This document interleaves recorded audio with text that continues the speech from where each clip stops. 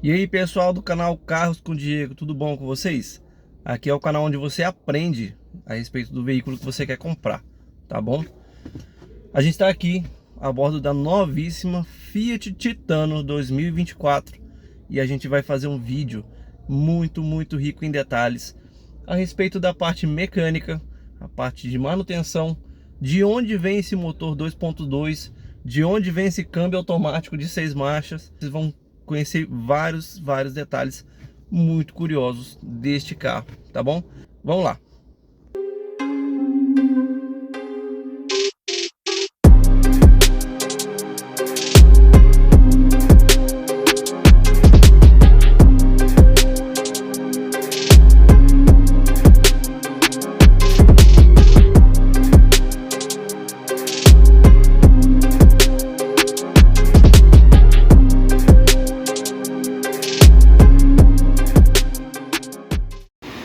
Então, pessoal, vamos começar falando um pouco deste motor, né?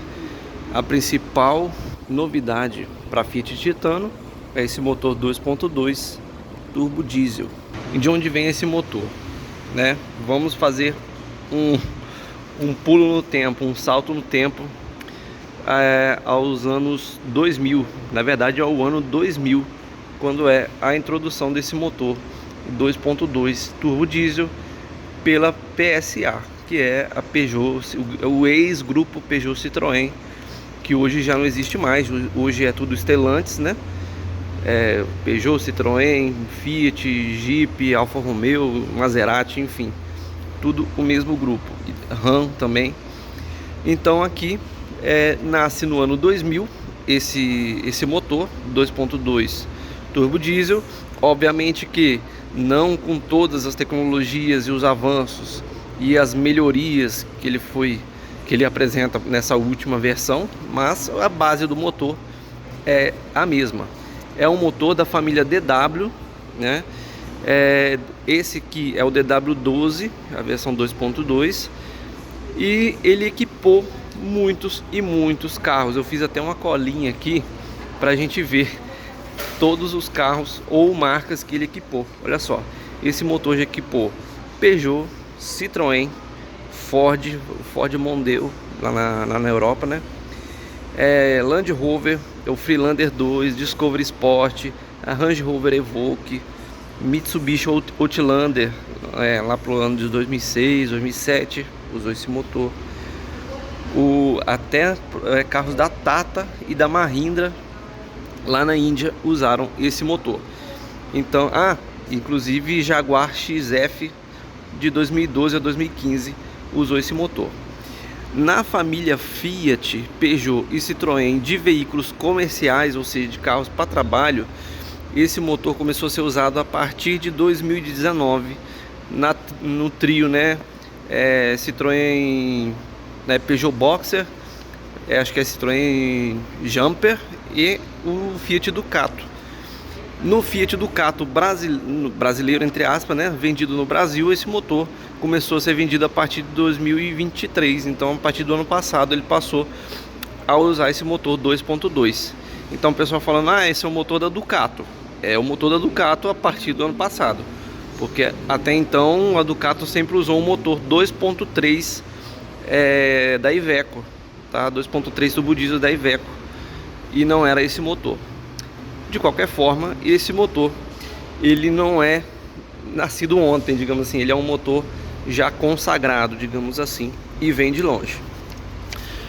O que eu posso falar desse motor? Vamos falar assim, antes de começar a destrinchar a parte de manutenção, como que ele foi colocado aqui, como que ele foi adaptado, entre aspas, né? Que isso não é uma adaptação, isso é um trabalho de engenharia. Nesse cofre de motor, eu dei uma ampla pesquisada nesse motor em sites estrangeiros, no Brasil e nos carros que já foram usados, para saber se esse motor tem um histórico de confiabilidade, se esse motor tem um histórico de problemas e quais são.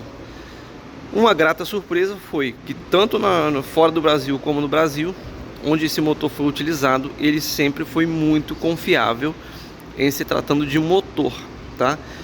Nas Land Rover, esse conjunto ele deu muito problema na turbina. Porém, quem teve ou já ouviu falar Land Rover 2.2 a diesel, era esse motor. Turbina era assim, certeira. Só que essa turbina não tem nada a ver com a turbina usada pela Land Rover.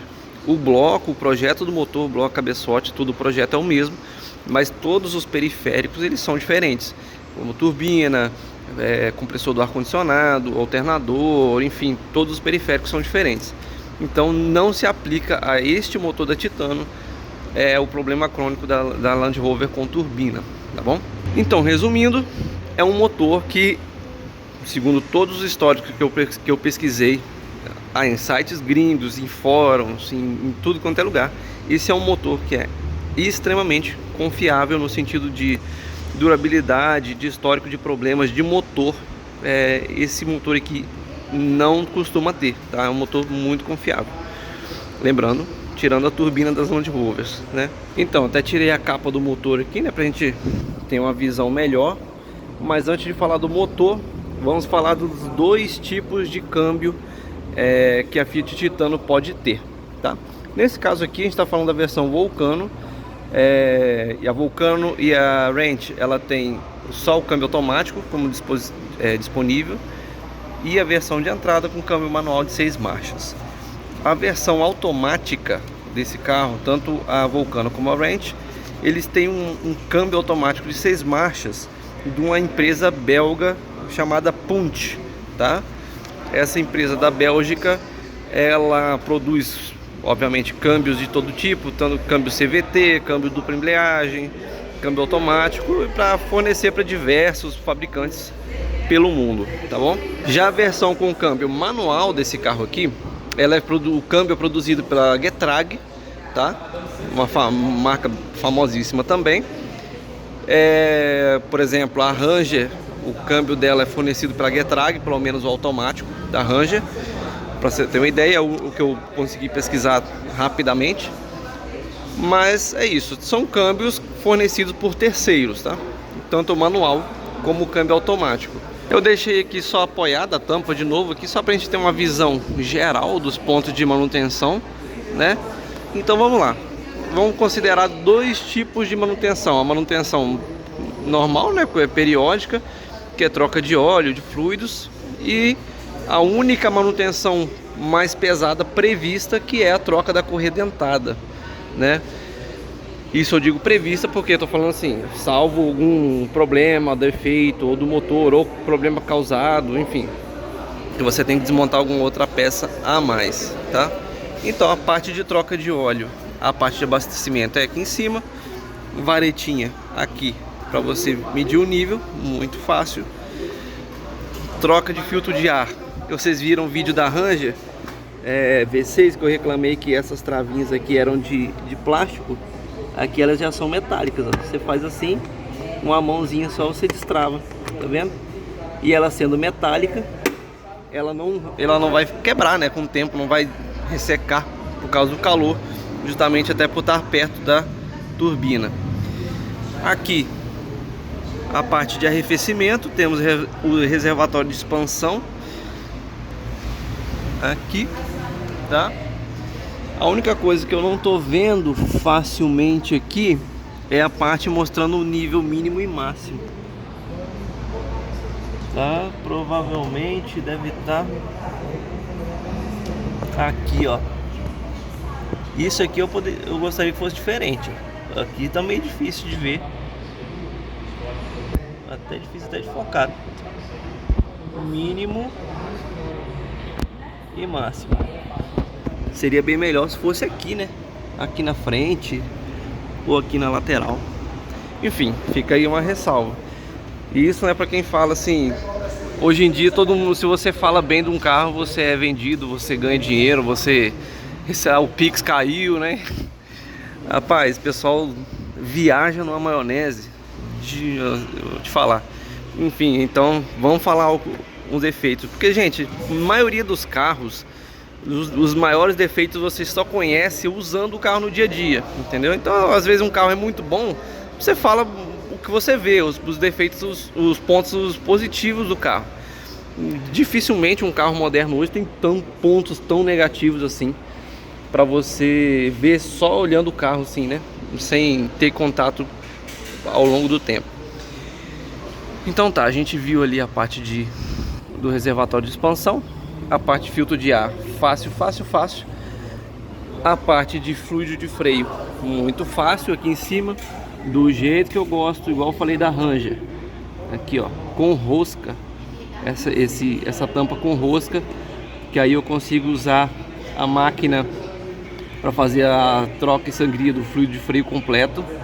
Porque tem uns que tem uma tampa de plástico, uma tampa de borracha, ou é um tipo de rosca que é só meia voltinha, você faz assim e trava, ela não tem uma rosca. E a máquina lá, os adaptadores que eu tenho são todos de rosca. Enfim, facilita muito. Filtro de combustível tá aqui para trocar, tira essa travinha, esse conector, bota uma ferramenta aqui e gira. Quando você aperta ele, já dá para ver aqui que ele tem uma trava de fim de curso, então você aperta, ele só vai parar nessa posição, o que facilita, né, para na hora de você encaixar as mangueiras e o conector. Esse conector aqui provavelmente é do sensor de água, né? Exemplo, ele geralmente carro a diesel ele tem sensor de quanta umidade, quanto de água tem no diesel. O diesel ele costuma absorver umidade e água, tá? A parte de ar condicionado facílima, aqui ó, alta e baixa, high e low, aqui na cara do Gol. A parte de módulo de ABS tá aqui, caso não é um item de manutenção, mas caso precise fazer qualquer coisa, tá facinho, não tá enfiado dentro de algum buraco, enfim, é bem fácil. Caixa de fusíveis aqui também, facinho, com a mão você tira, fácil acesso. E depois eu encaixo direito aqui. Parte de bateria também, facinho. Bateria da Tudor, Mopar, uma alcinha. E também o fluido de direção hidráulica, aqui também de fácil acesso. E o esguicho também. Outra coisa, se um dia precisar mexer em turbina, ela também está numa posição extremamente fácil de mexer. Aqui em cima, entendeu? E tem carros que ela fica escondida embaixo de um monte de coisa ou na parte de baixo. Esse aqui não, o gás de escape sai pelo coletor aqui, ó. O coletor ele vem daqui, coletor de escape, e vai até lá embaixo. Ele sai para cima, então a turbina é acima do coletor. Tem uns carros onde a turbina ela é abaixo, aí ela fica lá embaixo assim, fica mais difícil o acesso dela. Aqui ficou excelente. Também aqui o acesso à sonda depois da turbina, ela faz essa curvatura. E aqui temos o catalisador, que tem um sensor de temperatura antes do catalisador e outro sensor de temperatura pós-catalisador, que é para monitorar a temperatura interna quando ele está fazendo a regeneração, tá? O catalisador não, desculpa, é o filtro de partículas. Quando ele faz a regeneração automática, ou seja, quando ele começa a ficar com um nível de fuligem muito alto, a central de todos os motores a diesel hoje que tem o filtro de partículas, eles começam a adotar uma estratégia para queimar essa fuligem. Só que mesmo assim você tem que monitorar a temperatura de entrada e saída para você não danificar o seu filtro de partículas. Então tem um sensor de temperatura antes e um depois para monitorar a temperatura ali dentro, tá bom? Aqui a gente pode ver que além da cobertura metálica, a gente ainda tem uma espuma aqui, ó, também, tá vendo? Uma espuma térmica, depois uma cobertura metálica, também para proteger do calor essa mangueira aqui, que é a mangueira de pressurização. Então ela passa do lado para ela não esquentar, né? Ela vem com ar pressurizado aqui, entra dentro do intercooler.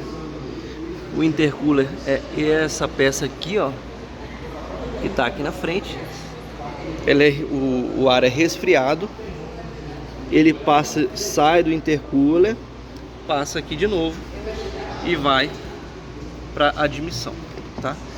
Aí, para não esquentar esse ar, essa tubulação, a gente tem uma robusta quantidade de isolamento térmico, tanto aqui do coletor, que é todo, né, cheio de vedação, como do filtro de partículas. A carcaça da turbina também tem escudo térmico, e também tem um escudo térmico aqui, ó, na parte de cima, para proteger essas partes plásticas, né, a tampa de válvula, mangueira, você tem aqui, proteger essas peças do calor e aumentar a durabilidade. Aqui também a gente tem conectores, isso aqui é muito bom, tá? Conectores com blindagem também de temperatura. Isso vai ajudar muito para que o conector não resseque em pontos frágeis, né? Onde possa ressecar e entrar água, causar a entrada de umidade e tudo mais. Então você mantém esses conectores nas partes dos encaixes protegidos do calor, evita ressecamento e você aumenta muito a durabilidade e confiabilidade do sistema, tá bom? Aqui a gente tem um medidor de massa de ar, tá? Isso aqui basicamente ele mede a quanto ar está entrando para fazer o cálculo de injeção também. E basicamente é isso, uma visão geral. Já que eu falei aqui da fluido da direção hidráulica, aqui eles adotaram um sistema igual da antiga linha Fiat, que usava direção hidráulica ainda. A estrada ainda está usando, tá? A estrada ainda está usando. Eu não sei se aquela ali é 1.4, mas eu vou te mostrar. Olha só, ali é a tubulação do óleo da direção hidráulica, que ela vem daqui, ó, entra ali e ela dá toda essa volta para o quê? Para resfriar o óleo da direção hidráulica. Você aumenta a vida útil do sistema e a vida útil do óleo, resfriando o óleo, passando ele por um caminho bem longo, de que não é necessário para atender mais a demanda dele, mas é só para ele passar por um caminho longo e perdendo calor e aumentar a vida útil dele. Já que a gente está falando aqui de turbina, né, de a parte de escudo térmico aqui também, isso aqui é uma capa, tá? Isso aqui não é o coletor em si, é a cor do escapamento. Aqui é uma capa, o escapamento está lá dentro. Vamos falar da turbina, tá? É uma turbina de geometria variável, porém ela é uma turbina de geometria variável acionada por vácuo, tá? Essa aqui ela é um atuador através de vácuo, tá? Ele tem uma membrana aqui dentro. O vácuo que vem por esse cano aqui, ele puxa a membrana, né, de borracha, e a membrana é acoplada a um eixo que vai fazer o acionamento ali, ó, aquele eixozinho tá ali, ó, tá vendo? Ele vai fazer o acionamento e a mudança da geometria da turbina através de vácuo. Isso aqui obviamente é uma peça mais barata, tá, de você implementar e de você dar manutenção, e de contra, em relação, por exemplo, vamos supor a Hilux. A Hilux ela tem turbina de geometria variável, porém é um motor elétrico que faz o acionamento. Digamos assim, o Pro é você ter um item bem barato de fazer substituição, e o contra é que em determinadas situações específicas o motor elétrico, como ele não depende de vácuo, ele pode ter um controle um pouquinho mais preciso da geometria da turbina, né? Aqui a gente vê a tomada de vácuo aqui, ó, que vem aqui, ó, cadê? Ela vem, dá a volta e faz um giro bem grande, vem aqui e aqui, ó. Aqui é uma solenoidezinha, uma eletroválvula, para você liberar o vácuo, né? O vácuo ele é liberado através dessa eletroválvula e passa por todo esse cano, vem aqui e chega lá. E o vácuo, uma parte dele pelo menos, ele vem daqui, tá? A turbina, quando ela puxa o ar, ela cria um vácuo, uma depressão aqui, né, para puxar o ar lá de fora. E esse vácuo ele é pego por esse encanamento, que ele vem aqui, dá a volta e vem num T, nesse T aqui que tá aqui, ó, tá vendo? Então basicamente funciona assim. Aqui é um sensor, provavelmente para ele identificar em que posição a haste está trabalhando e informar para o módulo, né? E basicamente é isso. Aqui em cima temos os 4 eletroinjetores, 1, 2, 3, 4. São injetores de altíssima pressão, né? A parte de linha diesel, para vocês terem uma ideia de escala aí, trabalha entre 1.500, 2.000 bar de pressão. 1.500, 2.000, até passa de 2.000 bar de pressão. Sabe um carro flex, um carro comum desse aqui? A parte de alimentação de gasolina é em torno de 3 bar, 3,5, 4 bar de pressão. Aqui temos de 1.500 a 2.000 bar de pressão, por aí, até mais. Um carro de injeção direta, um carro motor gasolina moderno de injeção direta, trabalha com 100, 150, 200, 250 bar. Aqui estamos 1.500, 2.000 para cima, para vocês terem uma ideia. É muita pressão, tá? Então é isso. Aqui temos os eletroinjetores, aqui na parte de cima, com todo o chicote, enfim. A parte de acesso a eles aqui, aparentemente é fácil, tá? Obviamente que um trabalho desse nunca é um trabalho simples, em qualquer marca. Porque são itens que são complexos, eles têm tubos de alta pressão aqui em aço inox que pegam alimento de combustível. Eles são assim rodeados de chicote, cabos, enfim. Qualquer marca, isso aqui é um trabalho, se um dia tiver que fazer alguma manutenção em qualquer marca, é um trabalho um pouco mais complexo a parte de desmontar um bico desse, tá? Por mais que o acesso aqui seja fácil, não é algo escondido embaixo de alguma coisa, mas é isso aí. Eles são os 4 bicos, eles são alimentados. É porque aqui tá tudo pintado em preto, às vezes é um pouco até difícil de identificar, mas é alimentado por essa flauta, tá? Por isso que daqui dessa flauta que vem o nome, principalmente lá na Europa é mais conhecido, né? Common Rail, né? Ou seja, é túnel comum, traduzido literalmente para o português. Ou seja, é uma alimentação que o diesel vem alimentado, pressurizado para uma galeria comum, né? E daqui são alimentados os bicos. Então não vai dar bomba para cada bico, vai dar bomba, alimenta de pressão essa galeria, e daqui saem os canos de inox para alimentar os bicos. E os bicos, já que estão alimentados, quando chega o pulso da injeção eletrônica, eles abrem e fazem a injeção, 1, 2, 3, 4 injeções, quantas forem necessárias por ciclos. Eles fazem mais de uma injeção, os carros a diesel modernos, tá? Aqui são bicos da Delphi, tá vendo? Marca muito boa. E é isso. Aqui a parte de sensor de pressão, para você ter um módulo, saber qual a pressão do combustível no momento, tá? Na parte de correias, a gente tem uma visibilidade bem limitada.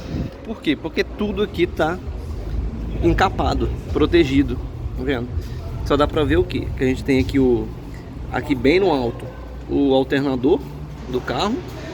A bomba da direção hidráulica tá aqui. Lá para baixo deve ter o compressor do ar condicionado, mas tudo tá envolto, protegido nessa capa. Nesse caso aqui dessa capa, ela tem basicamente a função de proteger do grosso da sujeira, né? Galhos, detritos, pedras, qualquer coisa que possa cair no meio da correia. Já falando da correia dentada, que ela fica dentro dessa capa aqui, tá vendo?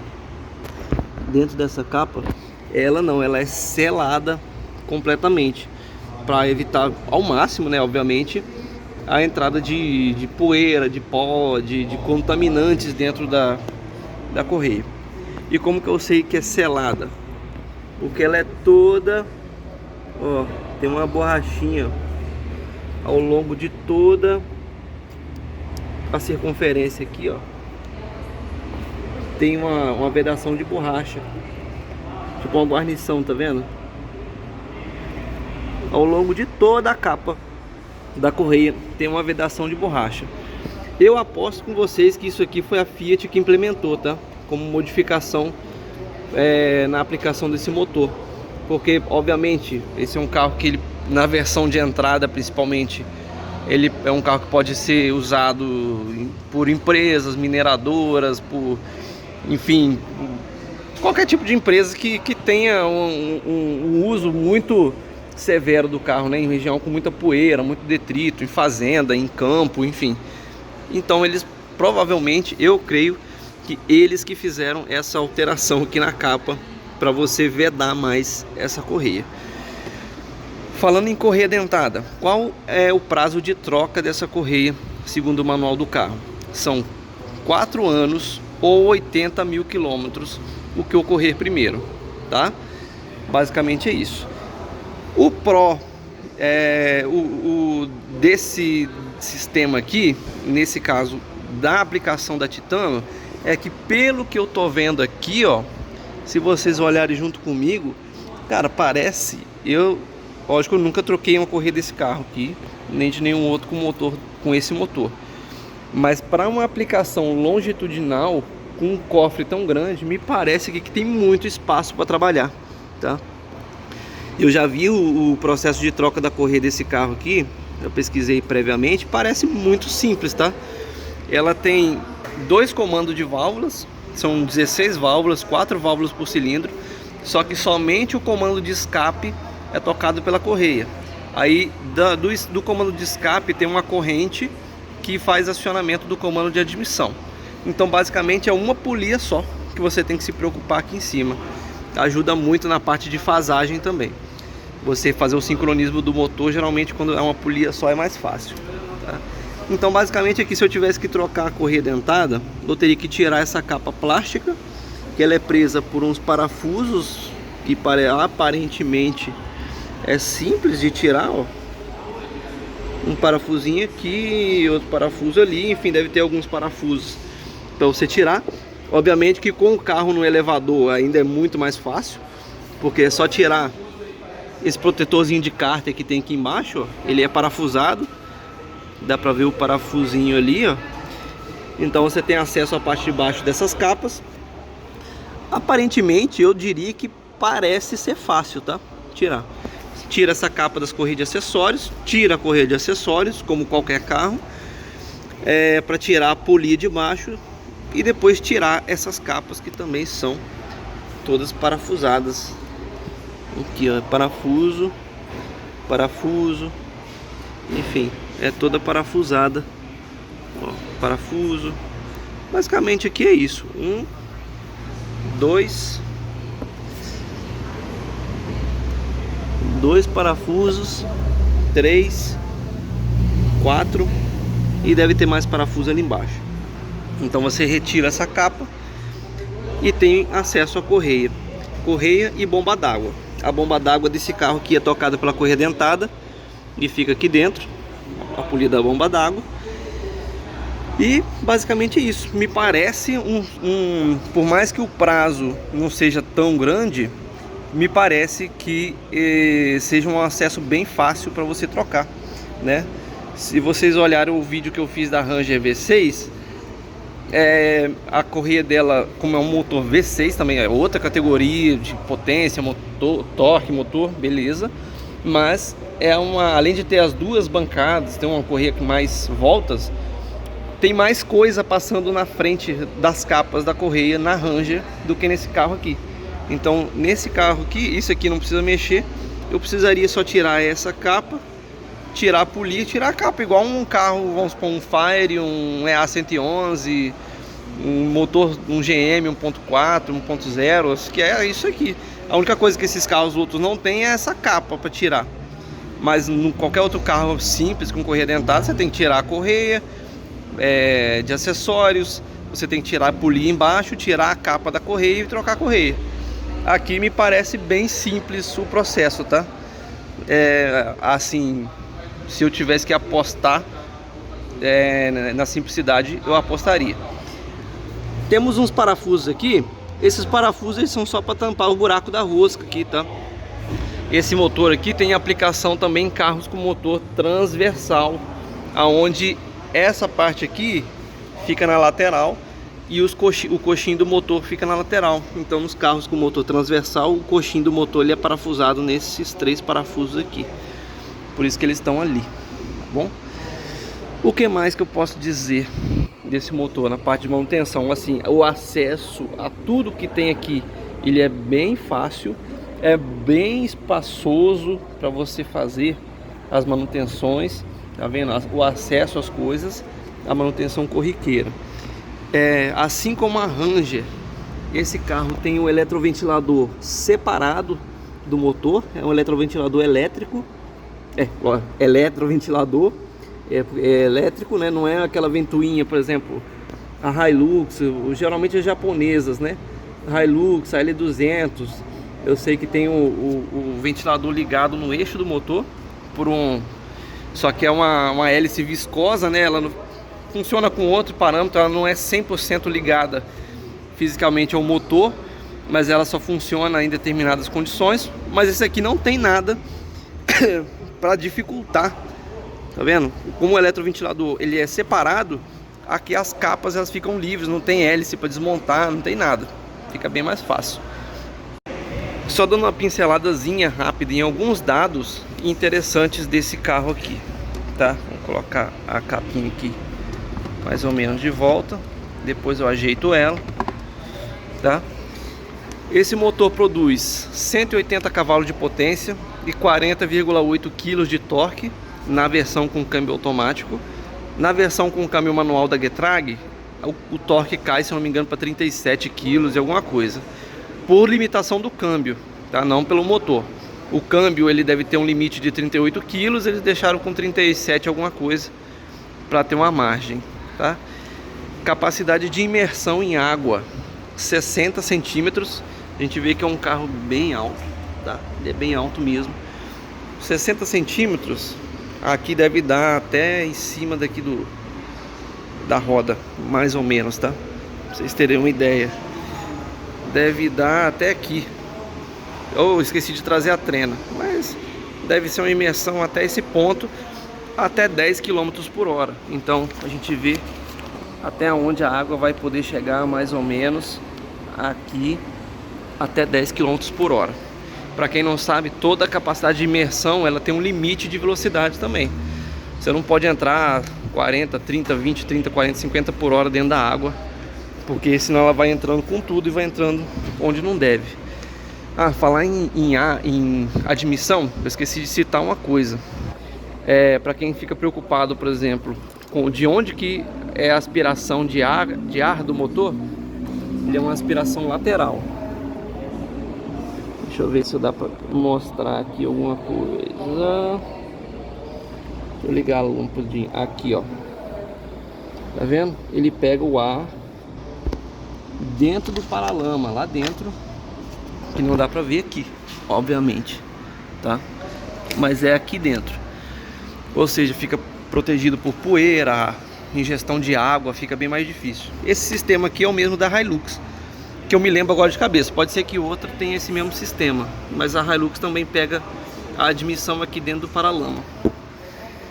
Então temos, né, igual eu falei, 60 centímetros de capacidade de imersão.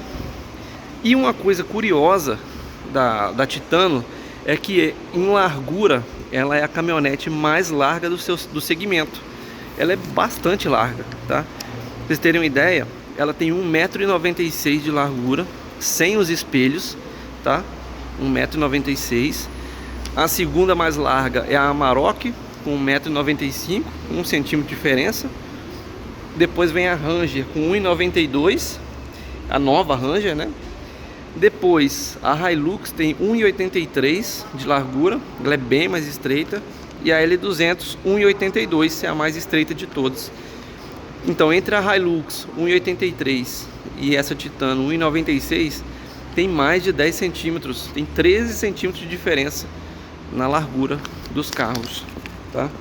E isso se percebe aqui dentro, tá? Na largura da cabine, na largura desse console, é um console bem largo, esse tanto de largura aqui, tá?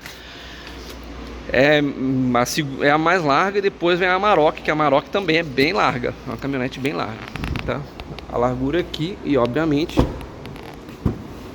Quando você for colocar 3 pessoas uma do lado da outra aqui, você vai ter muito mais conforto, tá bom?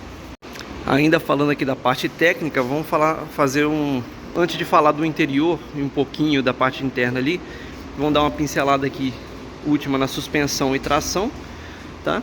Suspensão traseira é feixe de mola e a gente tem uma mola de dupla ação, ou seja, temos os primeiros feixes de mola, esses primeiros de cima aqui, eles são para uma carga menor, né? Para você ter uma caminhonete um pouco mais confortável.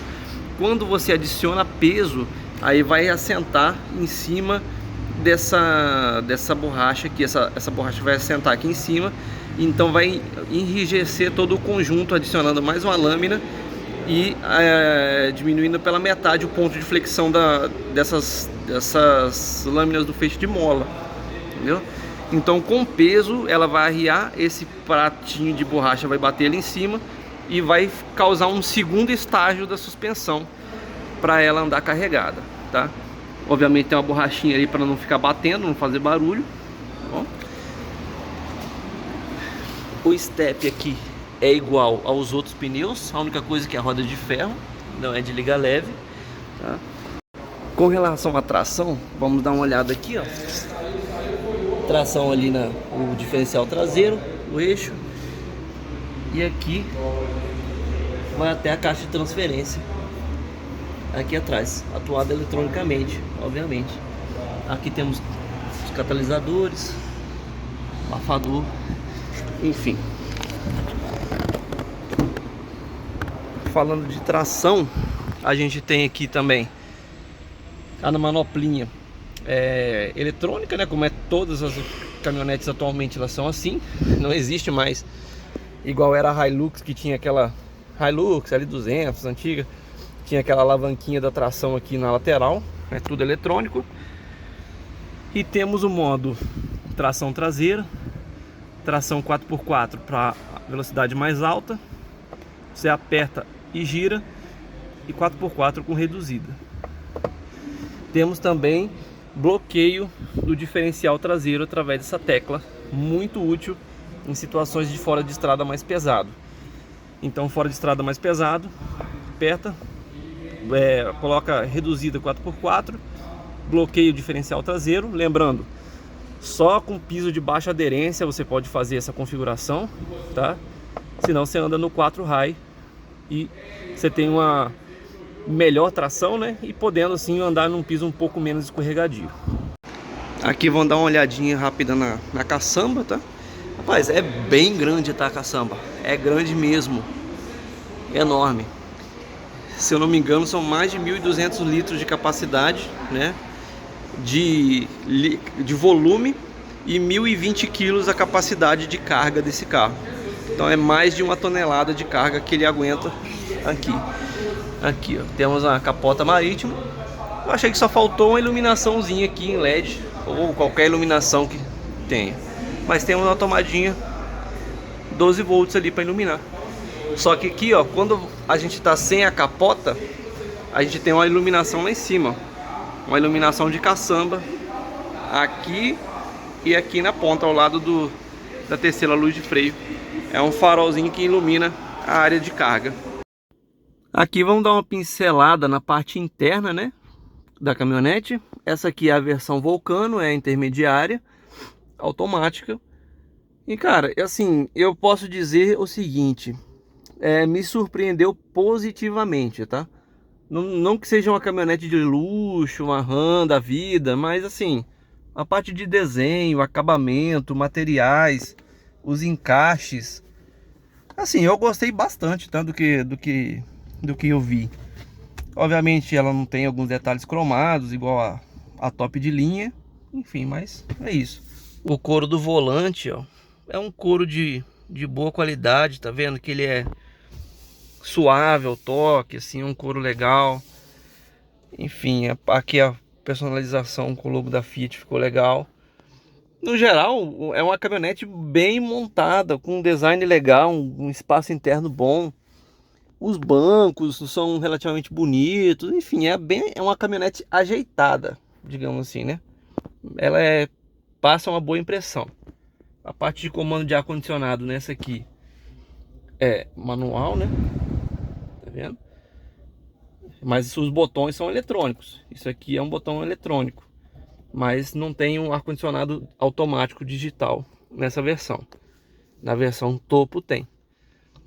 Aqui a gente já tem umas teclazinhas o travamento do diferencial traseiro, controle de descida, o controle de estabilidade para travar e destravar, pisca-alerta, volume, muito bom você ter controle do volume aqui físico, né? Aqui para você ativar a câmera lateral, bom para estacionar, para guia, né? Nessa versão aqui só tem uma câmerazinha lateral. Na topo a gente tem câmera 360. E aqui para ativar não, aqui na verdade ele só vai mostrar se você tá com o airbag do passageiro ativo ou não. Uma coisa legal que eu gostei, esses comandos do vidro elétrico, eu achei bonitos e são legais de acionar, tá? O toque do botão, o funcionamento dele é bem legal, bem legalzinho mesmo.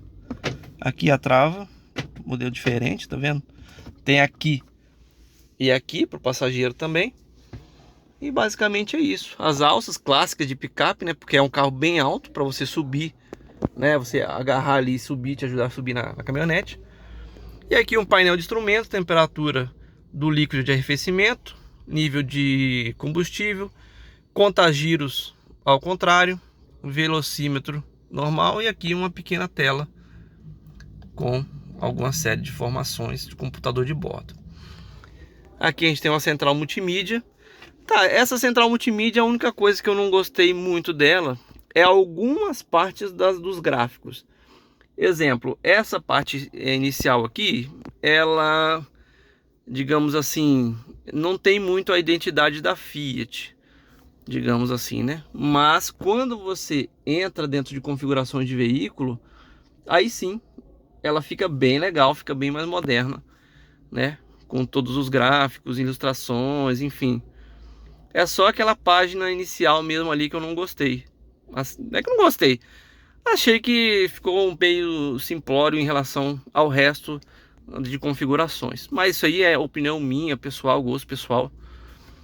Não quer dizer nada. A função da multimídia, ela tá atendendo, digamos, né? Temos parte de mapa, Android Auto, mídia, rádio, telefone, configurações, veículo, enfim. Tudo quanto é tipo de coisa. Aqui, com o banco dianteiro configurado para minha altura, né? Eu tenho por volta de 1,80 m. A condição aqui é essa. A gente tem assim 3 dedos aqui, com um pouco de folga para os joelhos. Assim, eu tenho que me jogar para frente para bater no banco. Problema de espaço para joelho não tem. Os pés também eu consigo jogar para frente, para debaixo do banco, tem uma boa movimentação, cabe um pé atrás do outro. Então essa parte não tem problema. Esse túnel central é baixinho, não incomoda tanto. Temos a saída de ar-condicionado aqui para trás. Porta USB escondida aqui embaixo dessa portinha. Pera aí. Aqui, USB comum. Nos dois bancos tem a porta reversa. E aqui tem uma alcinha para até 4 kg para você carregar. Colocar uma bolsa, colocar uma sacola aqui dentro de compras que você queira, enfim. Vidro elétrico na traseira também. Alça na traseira também. Temos 6 airbags em todas as versões. Tem airbag frontal, lateral nos bancos, airbag de cortina que vem até aqui atrás. Alça de segurança com retorno suave, muito legal. Luz de leitura traseira. Cinto de segurança para todo mundo, cinto 3 pontos. E aqui temos também um apoio de braço com porta-copos, tá? Devo dizer que, em relação à Ranger que eu avaliei semana passada, ouso dizer que aqui eu tô mais confortável, tá? Confortável em quê? Em espaço? Não, o espaço para mim tá parecendo muito parecido, tá? O banco me parece mais confortável do que o da Ranger. Pela lembrança que eu tenho assim de sentar nele. A espuma aqui parece mais macia, mais aconchegante. Você senta e não se sente desconfortável aqui. Eu encararia uma viagem de boa aqui atrás, tranquilamente, tá? A visão do painel completa é esse aqui, tá? E é isso. Vamos fazer umas considerações agora. Vamos fazer 2, 3 considerações a respeito desse carro aqui. O que eu achei depois dessa avaliação mais profunda, depois de ter estudado bastante sobre o carro, tá? Vamos virar a câmera. Eu acho que a Titano é uma ótima concorrente no segmento, tá? Pelo que eu vi em termos de construção, em termos de mecânica, em termos de manutenção, na parte de acesso à manutenção, como que é construído o motor, as características de motor, câmbio e tudo mais, ainda levando em consideração a parte interna, lógico, eu não tive acesso à versão topo de linha, que é bem mais equipada, mas falando de uma maneira geral, o que eu acho? Eu acho que a Titano é uma excelente opção na categoria para aquela pessoa, para 2 tipos de clientes. O cliente mais conservador, tá? Aquela pessoa que não faz muita questão de ter as tecnologias mais de ponta do mercado em termos de assistência à condução, de ACC, de assistente de permanência em faixa, de controle de ponto cego, enfim, uma série de características que são pessoas um pouco mais exigentes em termos tecnológicos no mercado, né? Eu acho que ela é para um público um pouco mais conservador nesse sentido, ou que não faz muita questão disso, e também para um público que mora em regiões de interior, onde você tem muito mais acesso à manutenção no sentido de concessionárias, né, de você ter um ponto de atendimento da Fiat, que tem muitas concessionárias no Brasil. Para aquela pessoa que quer comprar um veículo para trabalho, eu acho que para um meio assim de veículo de trabalho é muito bom, assim, pelo que eu pude ver até agora, porque toda a parte de manutenção, eu costumo dizer o seguinte, cara: se você vai ter um carro para trabalho, eu acho que o que mais importa, na minha opinião, tá? Não é uma verdade absoluta, mas o que mais importa é que seja um carro que tenha facilidade de se consertar, tá? Porque qualquer máquina, uma hora alguma coisa vai dar problema, não agora, não daqui a 2, 3, 4, 5 anos, mas daqui a 6, 7, 8, 10 anos, alguma coisa vai dar problema, e que seja fácil de consertar. Ou, se você tiver um uso intenso do carro no trabalho, obviamente que os tempos para você ter manutenções eles vão se reduzir. Então, por exemplo, eu vou trabalhar de Uber.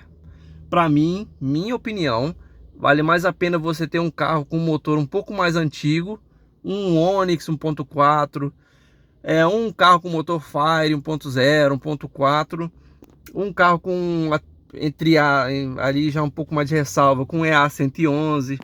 Enfim, são carros que, se der algum problema, é barato, relativamente barato e fácil de você consertar, entendeu? Então, para mim, um carro de trabalho tem que ter essas características. E pelo que eu vi, a parte de acesso à manutenção, a parte de disposição, parte de construção desse motor, ele me parece bastante fácil de mexer, tá? Por qualquer profissional capacitado. Então, resumindo, você quer uma caminhonete porque você gosta de caminhonete e você quer a melhor, mais tecnológica, mais sofisticada, a mais refinada do mercado, eu acho que você pode partir para uma Ranger. Tem que ver como é que vai vir a nova Amarok, que é muito boa também, esquisito. Enfim, eu acho que mais isso. A Ranger para mim hoje é a atual referência no que referente a refinamento, conforto, potência e comportamento dinâmico, tá? Só que, por exemplo, tem um problema na Ranger 2.0 turbo diesel, que seria a concorrente para esse carro aqui que a gente tá. Ela tem um problema que eu realmente eu não gosto, eu não me arriscaria. Não tenho dados, não tenho, digamos assim, referências desse motor 2.0 da Ranger, mas eu tenho referências e dados de outros motores que quem acompanha o mundo automotivo conhece bem, que tem correia dentada banhada a óleo. É o caso da Ranger 2.0 diesel, ela tem correia dentada banhada a óleo e realmente assim, para um uso intenso, severo, é um tipo de solução que funciona muito bem, desde que as manutenções sejam feitas no período correto, com lubrificante correto e tudo mais. Então, para você pegar um carro, vamos supor, de segunda mão, sem saber exatamente como é que foi o histórico, enfim, tem esse problema. A Ranger 2.0 nova, de 170 cavalos, ela tem correia dentada banhada a óleo, tá? Então, nesse quesito, assim, trabalho, eu não compraria. Compraria a versão, se eu quisesse uma caminhonete de uso pessoal, porque gosto de caminhonete, quero o melhor.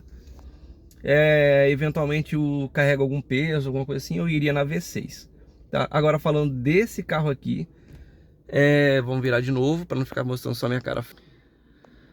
Falando desse carro aqui, na versão intermediária e de entrada, eu acho que são os pontos fortes desse carro aqui. Até a top, sim, até a top de linha, porque o que a gente vai ver é que o diferencial, além do projeto ter uma característica boa, em termos de modificações que a Fiat fez para atender o mercado de trabalho, ela tem a questão de valor, de preço, né? Então vamos falar assim, a Hilux é um bom carro? É um excelente carro, uma excelente caminhonete. Só que você pagaria 30, 40, 50, 60 mil reais, 70 mil reais a mais por um carro. Isso estou falando assim, dependendo das condições variáveis de promoções, de facilidades, enfim. Mas é um valor considerável a mais que a Hilux custa, a mais do que uma caminhonete dessa. Então ela é muito boa, só que ela é muito mais cara, tá?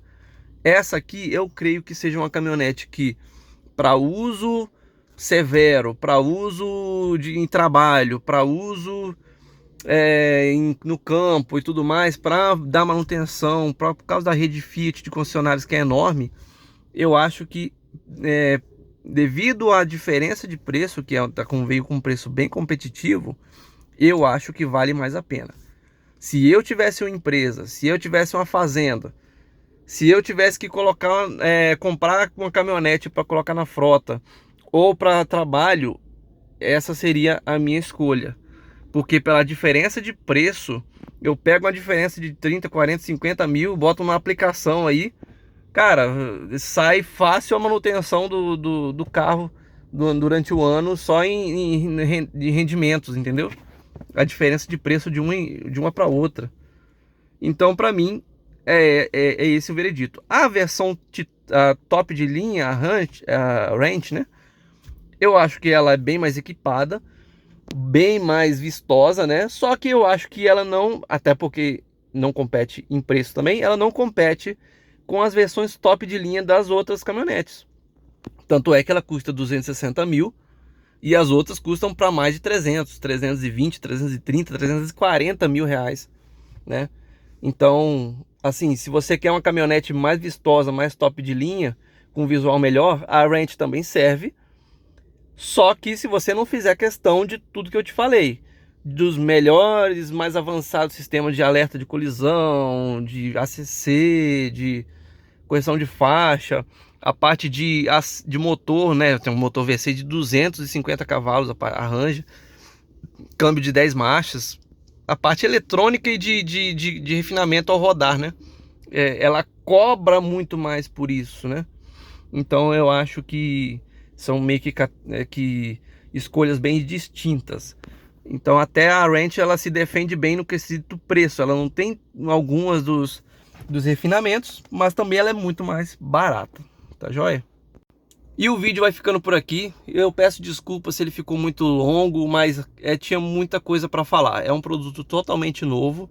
É um produto que eu busquei muita informação, estudei bastante para fazer o vídeo. Então, digamos assim, tem muito conteúdo e por isso o vídeo deve ter ficado meio longo, tá bom? Se você assistiu até aqui, eu te agradeço. Te peço para você se inscrever no canal, compartilhar com quem tem interesse em comprar um caminhonete nesse segmento. Deixa joinha, ativa o sininho e comenta aqui embaixo o que você achou da caminhonete. Você compraria, não compraria, prefere uma outra de outra marca? Me fala, tá bom? Um abraço e fiquem com Deus.